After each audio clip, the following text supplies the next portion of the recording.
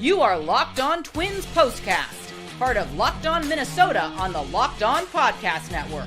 Your team every day. Twins 1-2-3 hitters start the year 1 for 34. They lose their fourth in a row. They get smoked today by the White Sox, 9-0. What's going on?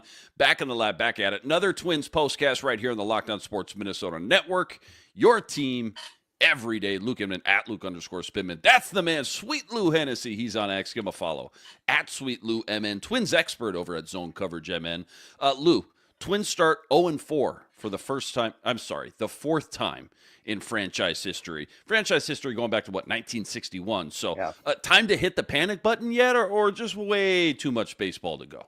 I think you're coming at this all wrong. I say don't let the Chicago White Sox get hot, baby. Okay. I don't know. Okay, I like it. Maybe 2023 was just a rope-a-dope just so they could pounce on the Twins in Game 4 of the year. I like where your head's at. I see where you're going. I like that angle. Lots to get into. Full deep dive. Twins offense, man, just struggling. Only 2 hits today. Plus the pitching, they're not holding their end of the bargain up either. But first, quick reminder, today's episode brought to us by Gametime.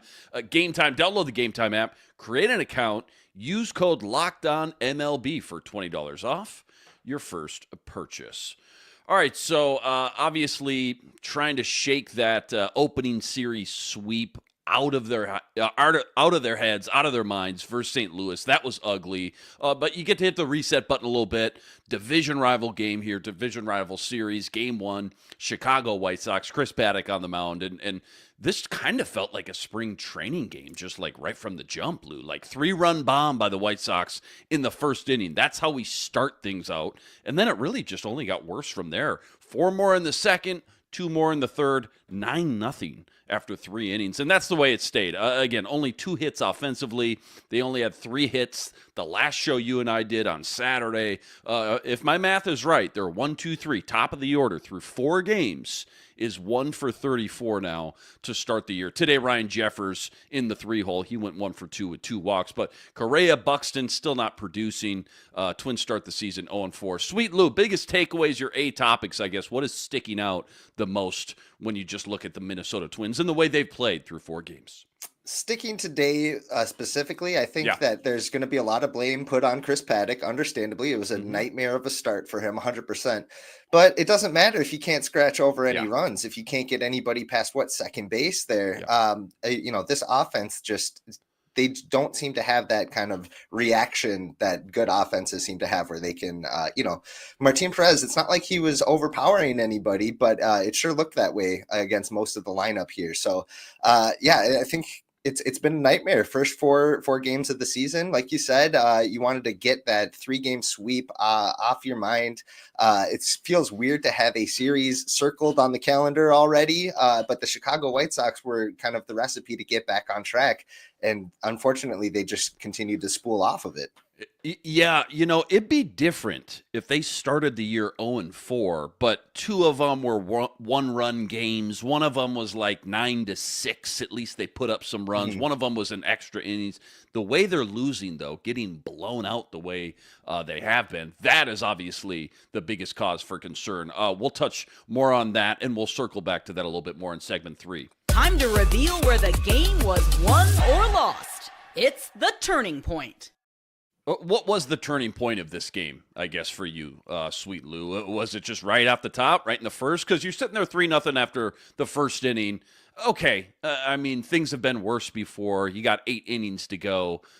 We can stop the bleeding, put together a couple good, at-bats, a couple good innings, score some runs. Where was the turning point when it's just like, all right, this thing's over? Yeah, like you said, the first inning, you can swallow a quick 3-run homer. It stinks, especially after a sweep and such a bad finale in St. Louis the other day. But you can get back on track. There's still plenty of game. Coming back and giving up 4 in the second is absolutely killer, and you know that because the manager himself folded by taking out his 2-star players in the third inning there.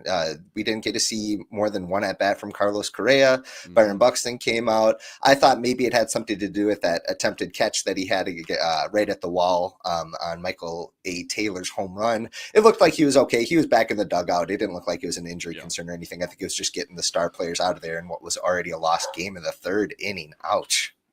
Chris Paddock, just 3 1/3, like you said, 6 hits, 9 earns, 2 Ks, 4 walks, 89 pitches. Now, last game on Saturday, you told me Bailey Ober was dealing with flu-like symptoms. He was weak, nauseous, dehydrated, clearly not at full strength. What's the excuse for Chris Paddock today? Like, how do we spin this and talk each other off the ledge a little bit? Because that outing, that's like as rough as it gets. Just about. I haven't heard anything about if he was also feeling ill, if there's just something going through the clubhouse or something. But the simple math of it is that he had nothing that was overpowering. Even when he got to 2 strikes, guys would foul stuff off and then eventually either get a hit or not chase some of his stuff that he was nibbling on the corners with. He got a couple of those calls that were just, a ball an inch outside. That's where he got a strikeout there. But unfortunately, the White Sox were just all over his game plan, and he didn't have the raw stuff to overpower them even when they had that game plan. I'm going to throw up a tweet here from Aaron Gleeman up on the screen. Most starts allowing 9+ earned runs in Twins history. Chris Paddock now has 2, which is tied with Burt Blyleven, J.A. Happ, Eric Milton. Some big names on there. Yeah. But he did it in about a fraction of the total starts. He's got 2 of those games in 23 total starts. Just for comparison, Burt Blyleven had 2 of those games in 345 total starts. Quick thoughts when you see something like that. Yeah, you don't want to be in company with J.A. Happ there and something like that. He is, I don't think so. Burt Blyleven, Hall of Famer, maybe. But you know what? If we went back and look at those starts, I'm curious if it was one of those where Burt would just stay in and then strike out 10 and keep the team in the game. But Chris Paddock couldn't do that today. So, woof. It was a big bleeder for him for sure. For sure. Plenty more deep dive, including our nerdy stat of the day. That's all coming up right after this. Quick reminder, today's episode brought to us by FanDuel. FanDuel, America's #1 sportsbook, an official sportsbook partner of the MLB. Right now, FanDuel is giving you a chance at a huge return, $200 in bonus bets, guaranteed when you win your first $5 bet. Why I love FanDuel? When you get the hunch in the middle of the game, you can go check out the latest stats. You can view live play-by-play, all on the same page where you place in your bets. Again, $200 in bonus bets, guaranteed when you hit your first $5 wager. Go check it all out over at FanDuel.com. Get in some MLB future action while you're there. Twins have dropped from +210 to +240 to win the AL Central just after 4 games. Pablo Lopez, 20-1 to win the American League Cy Young. It's all sitting up over at FanDuel.com. Again, check it all out over at FanDuel.com and get $200 in bonus bets guaranteed when you hit your first $5 bet. FanDuel, America's #1 sportsbook, an official sportsbook partner of the MLB. All right, nerdy stat of the daytime. You got some sort of crazy stat or fun analytic Twins related laid on us? I don't know how fun it is, but actually you brought up a tweet from Aaron Gleeman. He had another one today. A masterful performance by Martin Perez, former Twin, old friend. But unfortunately, this gem dandy that he threw, none of his fastballs exceeded 90 miles per hour. He was throwing slop there, and the Twins were falling for it, hook, line, and sinker every time. You don't see that very often. A team with as little success as the Twins had today and not facing a single pitch that was above 90 miles per hour from someone like Martin Perez, who only has a couple weapons under his belt. He's a savvy veteran for sure that always tries new things, but it just shows that this offense does, at least at this moment, does not have the capability to react and to kind of change their game plan on the go. It seemed like they, had a set pitch that they were looking for all day, weren't getting it, and whiffed and everything else. So, not a fun stat, not a fun nerdy stat today. No, in fact, I actually have a couple more. Let's save that Lavelli Neal. Judd Zulgad, stat from Twins Radio. In the first 3 innings of the first 4 games, 11 of 12 batters have reached against the Twins, and 9 have scored. How do you even comprehend that? How brutal, how bad, how drastic is a stat like that? You help us. You're the pro. You tell us how. I know things are bad here. I guess I'm just trying to find some sort of positive or some sort of all right, we got a lot of baseball to go. But again, it's the fashion in which they're losing. So how bad and how brutal is that?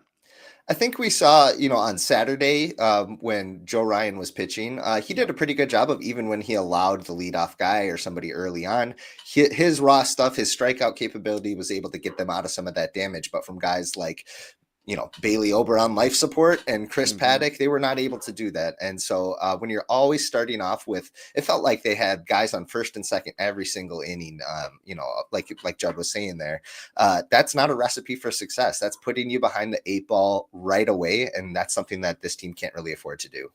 One more here. Let's pull this one up. I think, this is kind of, in tune to what you were already saying. Aaron Gleeman, Martin Perez, 33-year-old journeyman, 4.44 ERA, 13 seasons, career high, 9 strikeouts, 6 no-hit innings, versus the Twins. On the bright side, Twins' expected batting average is 120. Well, honestly, what concerns you the most right now? Because we talked about pitching is supposed to be their foundation, the bedrock of this team. They've struggled, obviously, out of the gate, all 4 of them.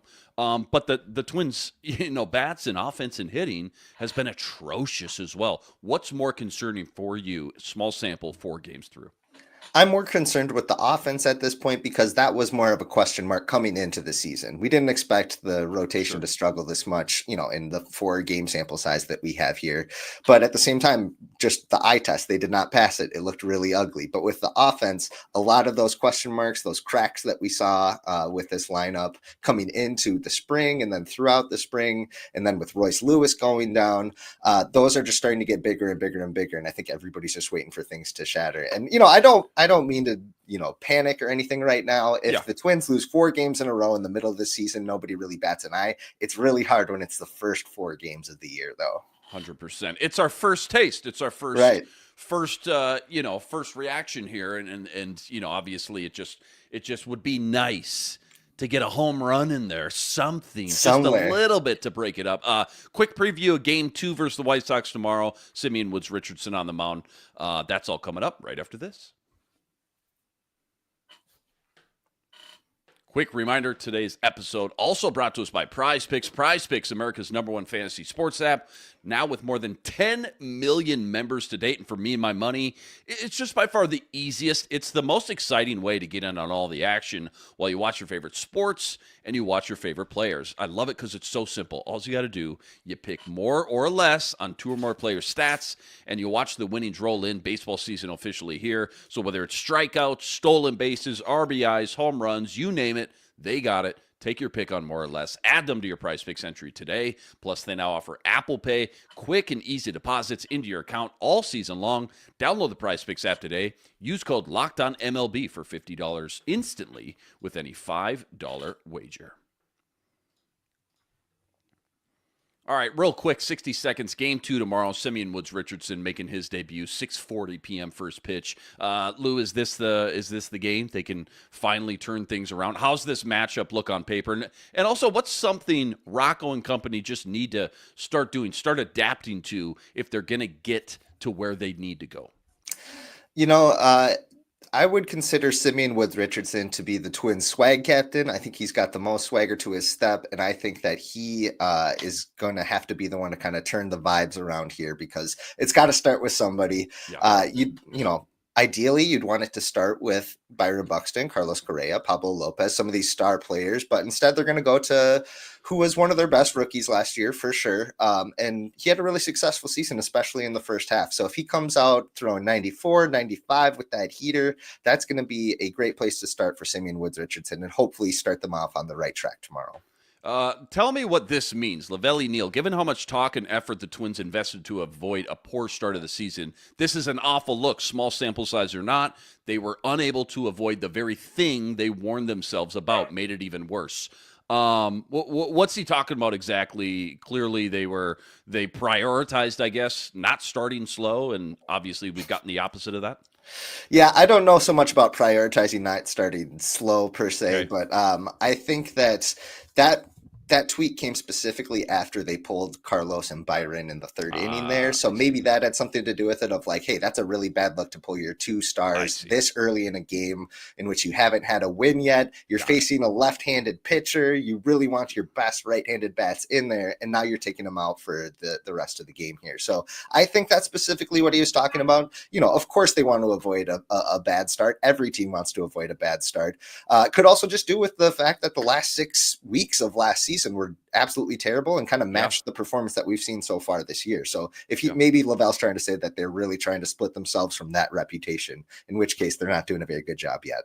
Well said. Good stuff. Twins continue their terrible start the year 0 for 4 now for just the 4th time in franchise history. Huge shout out to all the everydayers, all you guys, all the people that make us your first listen, and all you guys coming in the chat with us from game to game as well. Make sure you like, make sure you subscribe if you haven't already.